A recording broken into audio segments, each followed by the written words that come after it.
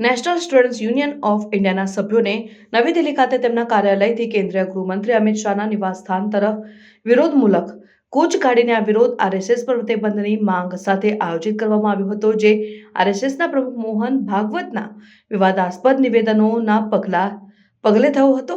RSS પ્રમુખ મોહન ભાગવતના નિવેદનો તેમાં તેમણે કહ્યું કે સાચું સ્વતંત્રતા ભારતને માત્ર રામ મંદિરની પ્રાંત પ્રતિષ્ઠા પછી મળ્યું એ દેશમાં ભારે વિવાદ ઊભો કર્યો હતો અને એનએસયુઆઈના પ્રમુખ વર્ણન ચૌધરીની આગેવાની હેઠળ આ મુદ્દાઓને રાષ્ટ્ર વિરોધી ગણવામાં આવ્યા હતા અને એનએસયુઆઈએ આ નિવેદનોને ભારતના સ્વતંત્રતા સંગ્રામમાં શહાદત આપનારાઓનું અપમાન ગણાવ્યો હતો।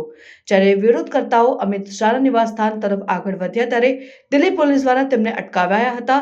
જો કે કોઈ પરવાનગી ન હોવાથી પોલીસે ઘણા એનએસયુઆઈના સભ્યોને અટકાયત કરી, જેમાં ચૌધરી પણ સામેલ હતા। પોલીસના મતે આ પગલું જાહેર વ્યવસ્થા જાળવવા માટે ભરવામાં આવ્યું હતું।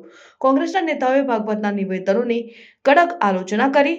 રાહુલ ગાંધીએ આ નિવેદનોને દેશદ્રોહી ગણાવ્યા અને આરએસએસ ભાજપ સામે લડતને લોકશાહી અને ધર્મનિરપેક્ષ મૂલ્યો માટે મહત્વપૂર્ણ ગણાવી। બીજેપીના અધ્યક્ષ જેપી નડ્ડાએ કોંગ્રેસ ઉપર આરોપ મૂક્યો કે તે દેશ વિરોધી તત્વો સાથે ખભે ખભો મિલાવી રહી છે। એનએસયુઆઈએ દેશભરમાં આંદોલન ચાલુ રાખવાની ઘોષણા કરી છે।